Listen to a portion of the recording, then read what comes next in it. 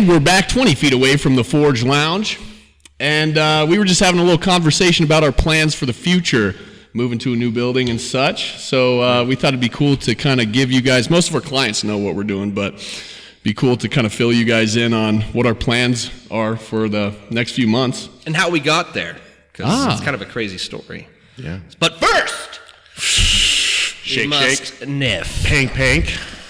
Ready, boys? Ready? Let's do this. Shake, shake. Pank, pank. Uh-oh. I can't get the lid off, Trey. Oh. Yep. Ooh. Ow. The key to success. Straight gasoline. Where am I? 20 feet away from the Forge. Thank you, Trey. Let's just start over. Where were we? So, we wanted to start the episode by kind of explaining what our plans are going to be, because things have been set into motion a little faster than we predicted, right? So I started Forge in my garage about a year ago. To the day almost. The shop Almost of all to the day, shops. yeah. So, I mean, I had 8 horse stall mats, a wall. What we used for our barbell rack was my squat rack. And I built the first black bench press cage with my dad. That one? Yeah. Really? Yeah, till like 2 in the morning one night. Nice. Well, before that, you were benching on like pretty much a couch cushion. Oh yeah, the red one? The red for one. anyone who knows, Where the you red take one by your the shoes door. off. Yeah. So I benched 415 on that rickety old wooden bench. And then but- 2 like what? Jacks or something? Oh yeah, and then I had as some your pipe stands Pipe for stands, for yeah. my bench cage. The things that Safe. we meatheads revert to, and we're kind of Desperate backed measures. against the wall. Desperate measures, desperate times. But a year ago, I started this. We moved into Forge, what you guys know now. What was that? Maybe like 8 months ago? Yeah, that was around 6 months ago? June, July, I think. Yeah. Right? Yeah. And now we are planning to move over onto A Street, moving into the metal building next to Sheridan Ironworks. So in a year, we have gone from garage to Forge 2.0, right? Which is pretty sweet. And we want to thank everybody who has made that possible, because without you guys, we'd just be a bunch of meatheads lifting in a garage gym. Yeah. Yeah. So thank you for that. Right now, the plans is that we are getting started on building all the new equipment, right? So we've ordered 3 new squat racks, the metal for that. So I'll be putting that together. A couple more deadlift platforms, and then odds and ends as far as like leg extension, monoliths. And then the 12 by 50 foot turf yeah. that we're going to have running right through the middle of it. Yep. And Yeah. then I'll be building a sled and a yoke rack. Sled yoke rack, So yeah. for those clients that listen to this and they go here, you'll probably see me less till the move-in date is July 15th. So I'll be kind of In the shop. cramming away in the shop as much as I can. So if you don't see me around, that's where I am. But it's pretty exciting because the space is triple our size. Yeah. Right. So our capacity is going to be a lot greater. So Yeah. we'll have more equipment for everybody to kind of use. And the plan is we're still going to be a private gym. So it's not going to be open gym. We're going to be running one-on-one training sessions or group classes. Still. And PT. PT. Yep. Yeah. So a little ease of mind for our clients that don't want to work around other people. Yeah, no hooligans in there while they're there. Yeah. Those hooligans Still your guys' won't gym. be there. Yeah. So we're excited. I hope you guys are excited. Anything that you guys can do to help, we're going to be moving July 15th. So if you're interested in picking up some iron and moving it to our new place, let Mike, Trey, or myself know. But this weekend, we were involved with Night Vision Body Works Parking Lot Wars. It was a bench press competition. And I'm happy to announce that probably 98% of the people that showed up were Forge. Yep. Our Forge members. The Forge fam was there. You can tell by the T-shirts. Yeah, they were in there full force, and they did a great job. But during the meet, we had a lot of questions on what to expect, like, because this is the first, like, it wasn't an official competition, but it was meet-esque. So people were kind of asking us questions. They were confused where to start, blah, blah, blah. So we figured that the rest of this, we'd kind of go over how to prep for your powerlifting meet. Yeah, and we got a few competitors competing June, I think it's 26, I believe. Yep. Yeah, so we got a few Rapid of those guys. City, right? Rapid City, yeah.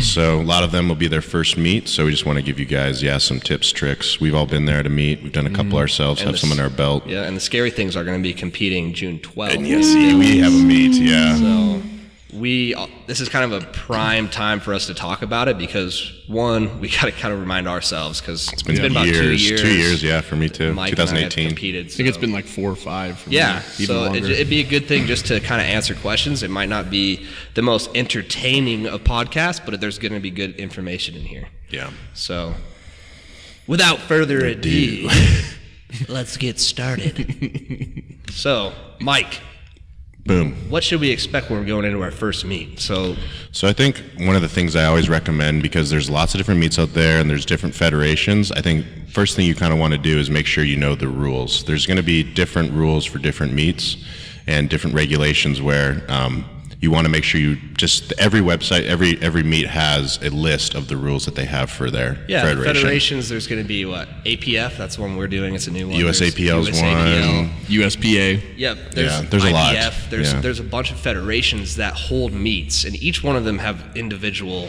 rules that they follow. So in the terms of what I have done was this USAPL, you only use a power bar, right? So bench, squat, and deadlift are all on a stiff bar. Right. For those of you guys that know the difference, there's squat bars and there's deadlift bars and there's power bars, which are typically used for bench. Each one of them have different rules for each lift. So on a USAPL, when you're bench pressing, your head must be in contact with the bench press. Your back, your glutes, and your full foot. Yeah. Your heel has to be in contact with the ground, which is different than most. I call USAPL people kind of the nerds of powerlifting. They're right? super strict. Super strict, comparatively, right? Yeah. Because if your head lifts, Yeah, even though no lift. everything else stays, no lift. It doesn't count. Or your heels, right? They want Heels your lift, full right? And a foot lot on of the people ground. do toes when they do leg drive, right? So understand that before you go in, right? Everything else is pretty much standard, other than the bar switch. Because USAPL, like I said, uses only power bars. APF will use a squat bar, or was it a mastodon bar? Yeah. And then all the other ones use a deadlift, a whippy bar. Yeah. Right? That's specifically a bar designed for deadlifts. So just double check what kind of federation that meet will be. And then I think too, depending on the federation, a good thing to know is your weigh-ins. Yep. Some of them are going to be 24-hour weigh-ins, some are going to be day of weigh-ins. So you got to pay attention to that and make sure you actually make it over there. Because if you don't go in for your weigh-ins, typically they're not going to compete. They need you at the time of. If you don't go there the day before, it's a 24-hour weigh-in, you can't compete the day of. And here's the interesting fact for you too, is that there's approved equipment for each federation, right? Some are more laxed, some are not. The one I had to go to, I had to have whitey tighties. Yeah. Because Underwear. wearing boxers apparently helps you in powerlifting somehow. Yeah. It's either whitey tighties or nothing, Or right? commando, right? Yeah. Yeah. So, and you're already wearing like a super tight It's a little singlet. singlet. So, I wanted a little bit more padding, so I threw on the whitey tighties. Yeah. Yeah. I don't want everybody knowing on what's down below. Yeah.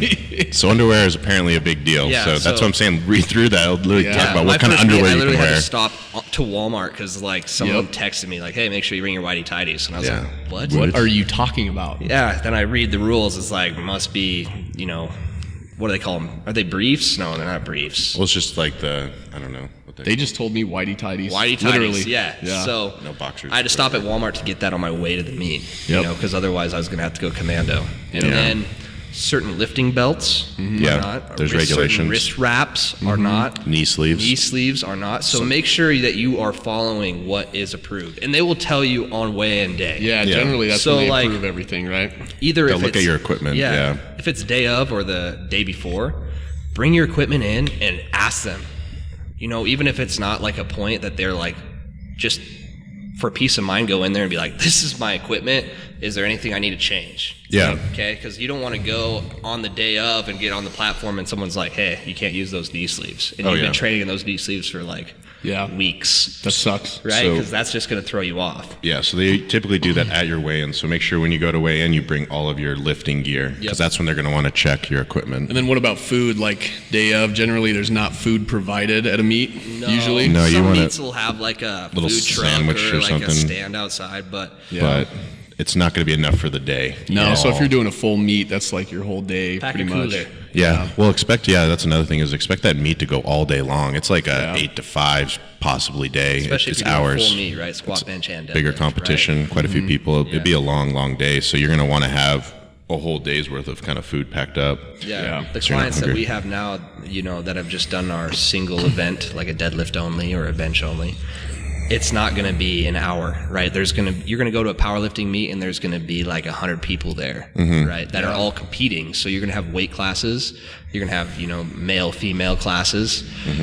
So the events are going to be a lot longer and your attempts are going to be spaced out, right? You're not going to just do squat, bench, deadlift right away. No. Right? You're going to do, everyone's going to do squat. They're going to cycle through everybody who's competing.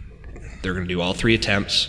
Then you're going to do bench, and then you're going to do deadlift in the same fashion. So it takes a while, right? Yep. Because they don't want to gas everybody out and make them do it like back to back to back to back. No. Right? Because that's not fair. Yeah, they'll have little intermissions in between as well to switch out the squat and the bench press and then the deadlift platform. So it's a long day. Like, it's kind of surprising. Bring caffeine. Stimulants. Stimulants. Yeah. Stimulate yourself. A little bit of pre. Yeah. Because you're going to need it. Because about 2 o'clock's going to roll around. You're going to hit a wall. Yeah. So... And don't throw some crazy, strange food in there that you haven't tried before, like some spicy seafood taco or something. Yeah. Let's think about performance. Don't do Taco Bell. No. Seriously. No. You really want to stop powerlifting, some Taco Bell before you squat on a platform. And then just never compete again. In whitey tighties. In whitey tighties, yeah. So I think that sums up kind of like the pre-meet. Yeah, right? So before you get there. one thing when we're talking about training for a meet, and there's a lot of, what we've seen is there's not a lot of people that know how to properly peak for a meet, right? So we can talk about how we're doing it right now. Yeah. Right? Because right now we're going through a peaking phase. Okay. Yeah. So as I understand it, and Michael, you can correct me if you're wrong, but as we're peaking through the meet, right, our volume drops, so the number of reps kind of goes down. Our intensity goes up, and our fatigue is just kind of building with that intensity. Yeah. And then right before the meet, we take like 2-3 days off, right? And taper our intensity down. Yeah. We take those days off, and all of a sudden we're super recovered. Our fatigue level is just like non-existent, but we're so used to being in that high intensity. Yeah. Now we can perform at optimal performance, right? Yeah. Like, because we have no fatigue, but we're used to the intensity. Yeah. Yeah. So now we're going in fresh and ready to rumble. Yeah. Right. So that's how a peak should be. And for me, I believe a peak should be 5 weeks long. 5 weeks out, 6 maybe, right? Maybe, yeah. You should be starting a peak within 5 weeks out. So you're training very specific. It's not a time to go crazy and like try to hypertrophy your muscles. It's time to really push weight. Yeah. So if you guys want to kind of look at what ours looks like over that 5 week period, like we just did it this week, 5 weeks out, we're finding our squat opener. 4 weeks out, we're going to find our deadlift opener. 3 weeks out, we're going to find our bench opener. 2 weeks out, we have like a moderate intensity week. Nothing too crazy, but keeping it not super light. And then the last week is more of like a deload week. We're hitting like 50, 60% for some singles. Moving. Yeah, just moving, greasing the groove, just like feeling out the movements again. And then from like 3 days, if our meet's on Saturday, Wednesday on, we're not doing anything. We're just resting, recovering, nothing under the barbell, eating. So that's kind of what our 5 week span kind of looks like.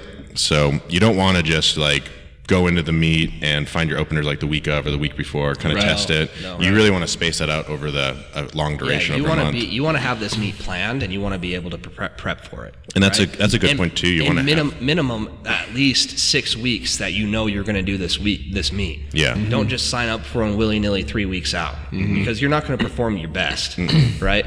And I think that's a lot of the issue that we run in with our clients that are just like kind of last minute decide to do it. Yeah. You might have not performed the best because we weren't peaked for it. Yeah. But hey, No biggie. you're still getting a taste, which is what I wanted you to do. Yeah. Right? So Which is cool. You just got to be aware of that. yeah. Right? So don't beat yourself up if you didn't hit all your attempts, right? Yeah. If we got pretty good and the thing is meat is a complete different story, a different animal, right? So, well, and I think too that, and going along that same vein, is like when you're picking your attempts, I think a lot of people think they're just supposed to go all 3 like PRs or something like that. Like, so in terms of picking your attempts, conservative. Yeah, and so like when we were this week, we're finding our opener. That first attempt on both all 3, the squat, bench, deadlift, should be something that you are not stressed about, not worried about. You've hit 100 times before. Something you hit Monday through Saturday and twice on Sunday. Yeah. You know. And it's typically if you want to look at like a weight, you want to hit, it's a weight you could probably hit about 3 times, maybe 2 if you're really like kind of comfortable with meets and can push it. But even so, it's like it's one that you could do for reps. 2 to 3 reps, and it should not stress you out. And the reason for that is because when you're on the platform, you're listening to commands. You have everybody's eyes on you.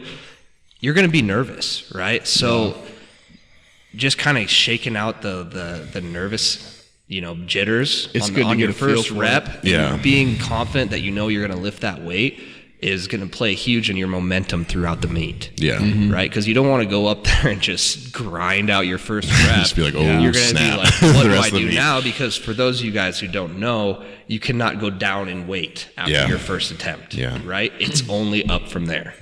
Or the same. But you still don't. Yeah, that'd be terrible. Why hit the same? Just try to hit that 3 times and grind it out and fatigue yourself. So it's pointless. You don't. Yeah, that's the worst case scenario. Is like bottoming, like where you just miss all your attempts, right? So bombing out. You don't want to bomb. Right? So you got to make sure that first one you at least get some numbers on the board. 9 lifts, right? A good for your first meet is go 9 for 9 or 8 for 9. Right. So it's your first one. Just go out there and show them you know what you're doing. Convince yourself you know how to do this.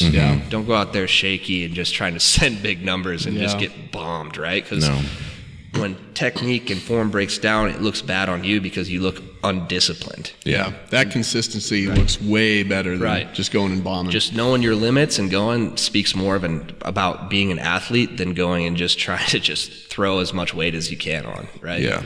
Because it's also like this mental discipline that you need.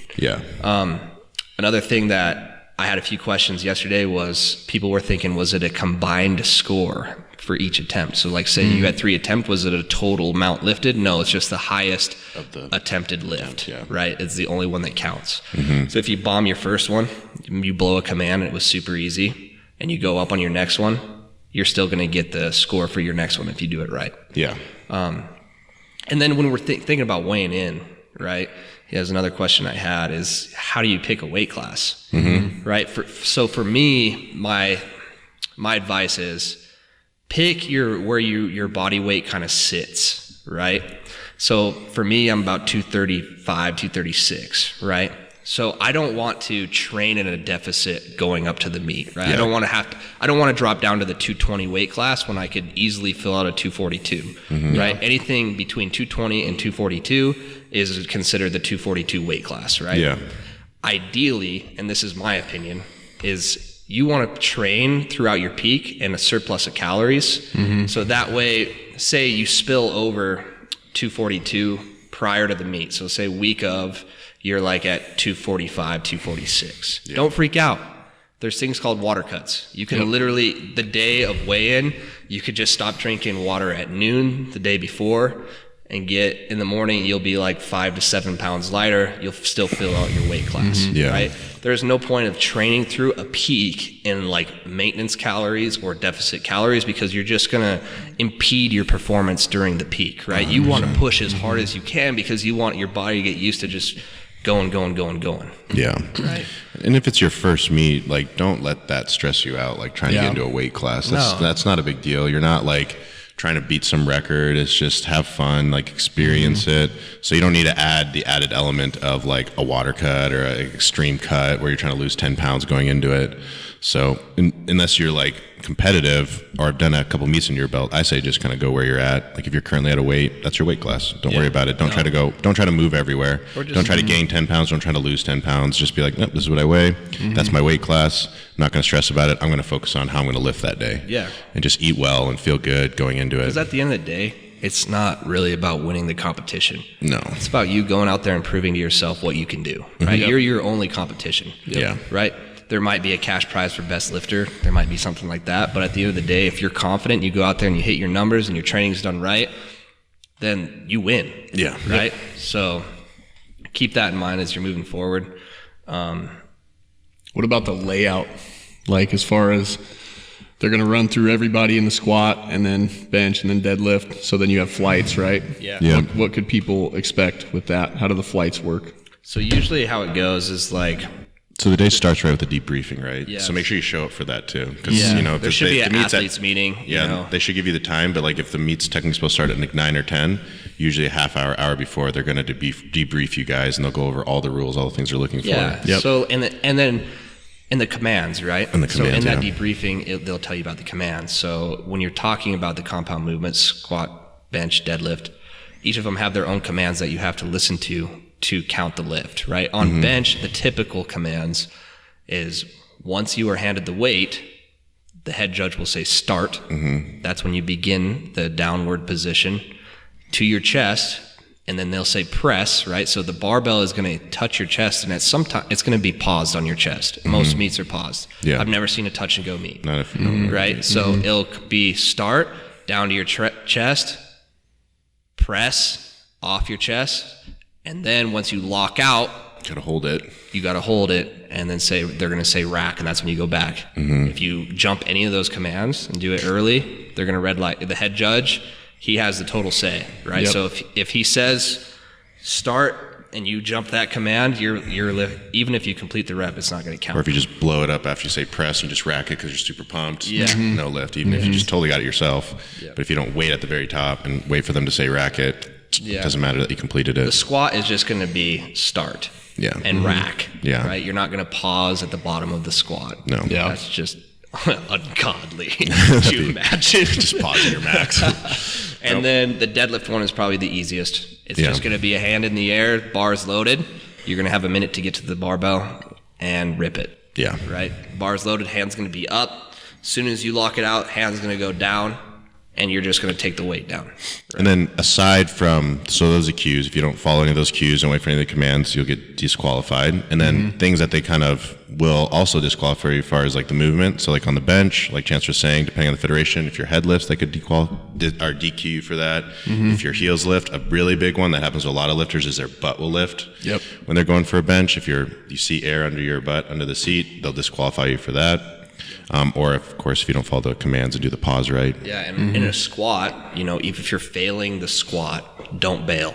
No, Right, they'll no. disqualify you for that. No take-its. Yeah, okay? no. You have to keep pushing, because if you try to jump out from under that bar, they will kick you out of the meet. That's why you have spotters. They're going to pick You're it up. putting and help other you. people in danger when you do that. So just keep pushing if that's going to be the Do case. not let that bar slide off your back. Yeah.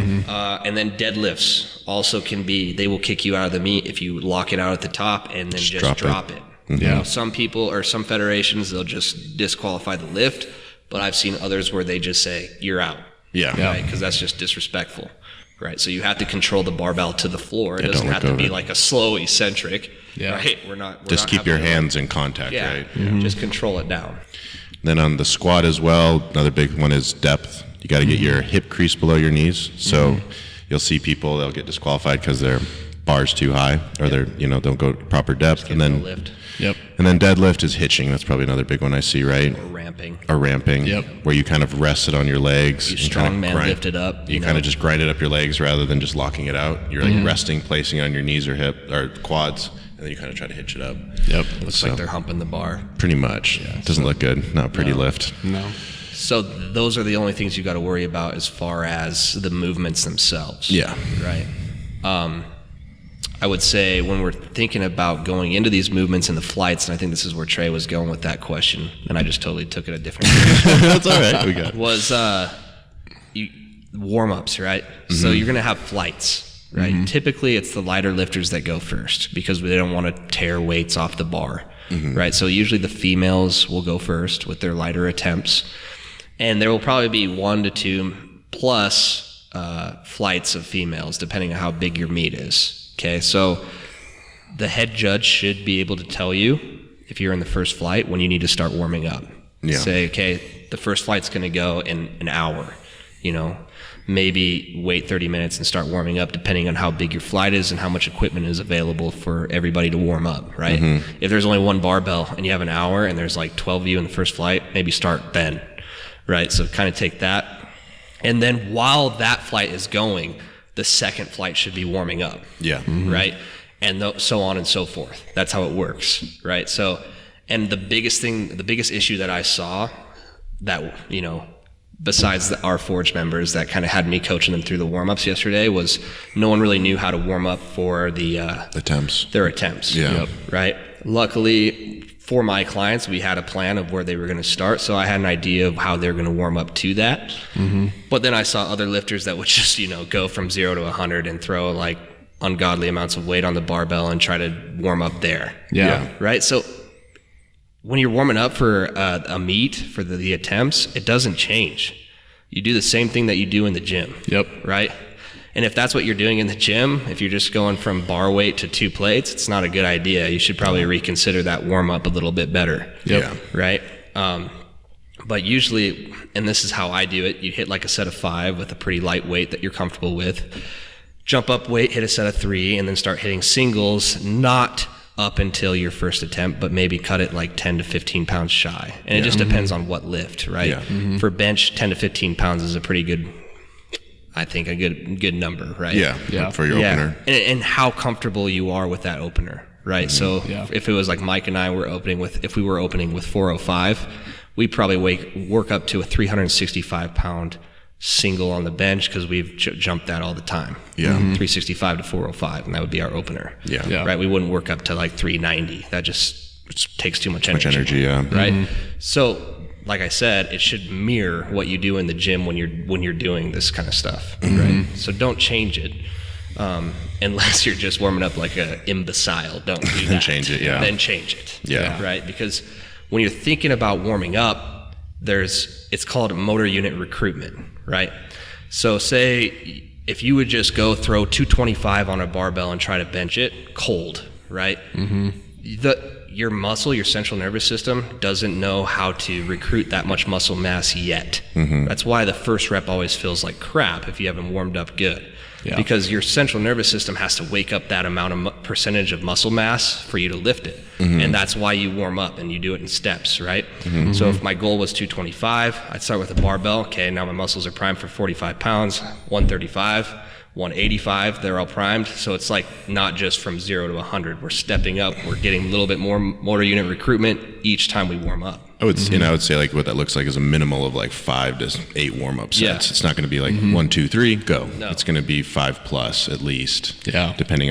Especially depending on where you're lifting foot. And then between your first, second, and third attempt, your whole flight's going to do all 3. Yeah. You're not going to have to wait for all the other flights to go to do your second attempt, so you're not going to get cold. Yeah. Right? So you don't have to worry about doing like another single in between. No, don't warm up your attempts. So no, don't, that's just don't more do that, work, right? yeah. So you're going to be ready to go. Once you hit your opener, you're good to go. No Yep. more warm up. Just hit your second and third and just be waiting for and listening to when they're going to call you guys up for the next attempts. And I think something good, and I'd like to hear your opinion on it too, is when you're talking about weight jumps, right? How far, how much should we jump for each compound? Because for me, I know how my openers are going to go. Yeah. Right? Because it's the 3 reps of easy weight that I'm confident I can hit. That's my opener. Yeah. Okay, so let's talk about the bench first. What is an appropriate second jump, right? Am I going to throw 50 pounds on from there? Probably not. No. Yeah. Right? Like 10 pounds on a bench press will feel like a brick house, right? And if you've shot too high on your opener, you need to take that into consideration. If you're doing it the way Michael's and I approach to it, where you're hitting a 3 rep, not max, but 3 rep opener, then you should probably be able to go, 10, 15 pounds, right? Yeah, and that's relative to, I guess, how 10, strong you are, 20%, too. of like your... a 10% boost. Yeah. And then I think what I like, too, is, so as Chance was saying, our opener, let's just say, for example, is something you could do for 3 reps. If you want to play a little more conservatively, it's like maybe something you could hit, or you have hit, like a kind of close to a previous PR, something that you've hit, or for a single confidently. Probably not a double, but like a single. Yeah. So let's say, for example, that our opener is going to be 405. The next jump could be, if you've already hit it or close to it, something like that, like so for us, like 425, 435. Yeah. And then you wait for the third attempt to really like either send a PR or, and what I do with every person that I have doing meet and myself personally is like got your opener planned, and then you have a game plan after that. Yeah, if that opener was super easy because like you're just feeling good that day, then maybe a little more aggressive jump, or I have a conservative jump. Yeah. Where it's like just a small jump. So it could be just a 5-10 pound jump. If like, ooh, that opener was kind of hard, but it's, you know, you don't want to just extend it. So it's like you have a conservative jump and then an aggressive jump. Same with your second. If that second attempt just blew again, you could have a more aggressive jump or a conservative jump for your last attempt. Yeah. So, and I draw that out for my clients too. It's like have that written a little out. ladder diagram. You Yeah, know? and Because as soon as you're done with that first attempt, it's your job to go tell Immediately after. the guy taking the notes and doing the record board what your second attempt is going to be. So I think, If you don't, you're not lifting. That's it, right? Yeah. Because,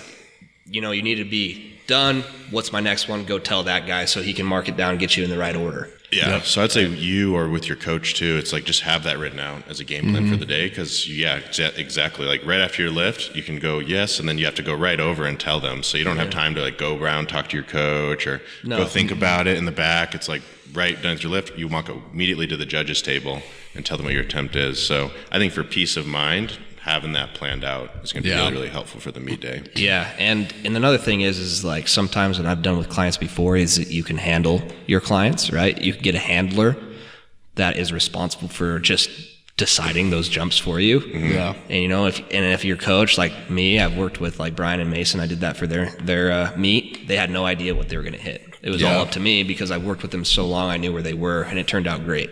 Yeah. That way they didn't have to have any concern. They could just go and lift the weight and have no idea what the weight was on, because the weight is going to be in kilograms, and unless you are just like Rayman, you're not going to be able to figure that out right before you walk up to the barbell. Yeah. So that's also an option you could go. But other than that, just have a plan when you go in there. I agree with Michael's, like have that conservative approach, and like if you're feeling good approach, Send it, right? yeah. Send it. And then once you get a little bit more powerlifting meets under your belt, that's when you can start taking like the 6 out of 9s, right? Yeah, go aggressive. So you can go aggressive on all 3 of your third attempts, right? Yeah. Shoot for the moon.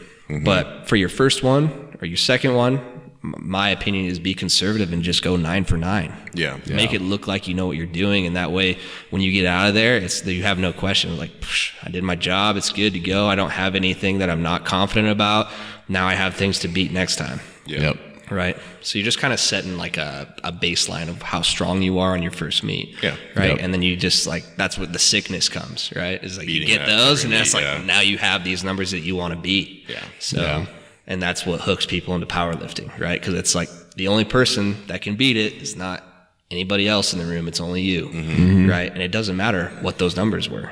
As long as you beat it by 5 pounds, you won. Right. Yeah. So,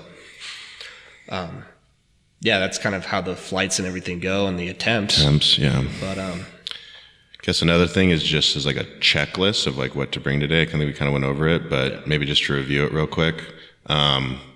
One, I had a buddy do this, is don't forget your singlet. yeah. That you have wasn't me. I'm not the buddy. It's not Chancellor.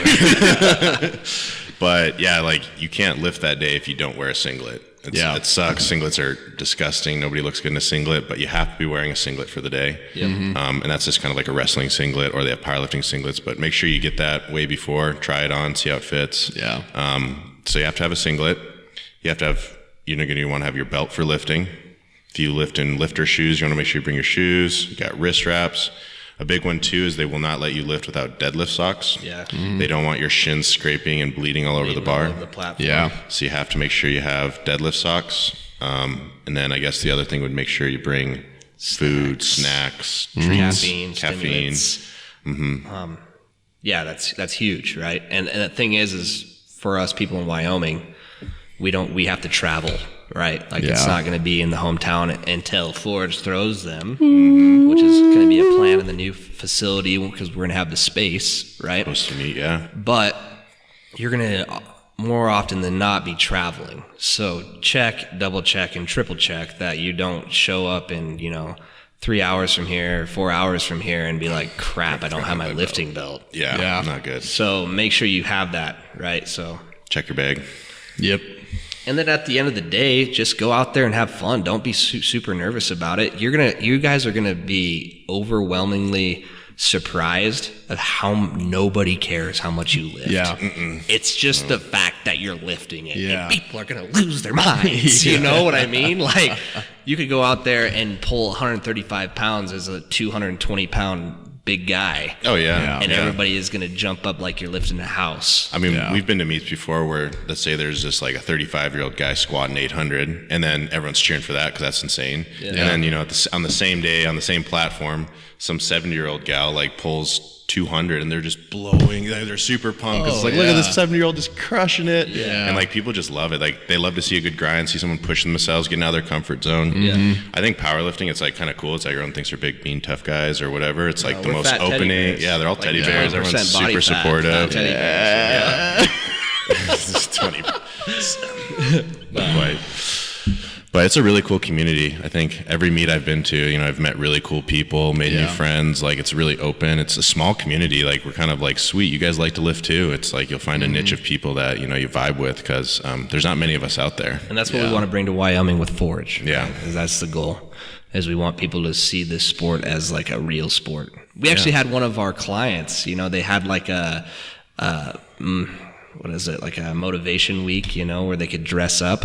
And one of the days was wear your favorite sports team. Forge. And she rocked Forge. Shout out to Atessa. Yes, the queen. Send me a picture of just Forge from head to toe. It was awesome. That was so cool. That was And awesome. then someone confronted her like, what is this? And she said, powerlifting is an Olympic sport. Thank you. Boom, roasted. Boom, Forge Fleet. Yes. But that pretty much sums up powerlifting, right? Yeah. So I hope you guys get some useful information out of that. It was kind of all over the place, but I still think that everything that you need to know is right there if you're going into your first meet, right? Other than that, we're excited to get moving into the new spot, so we hope to see everybody there. And then just expect a little bit more growth in the future because we've got plans going forward as well. So Bigger, better. at the end of the day, unless you guys have anything to say, Nay. build yourself, conquer adversity, and repeat daily. Do these things, push yourself through competitions, and you will grow and succeed into a ripe powerlifter. Yeah. Punch the mic. Kablam!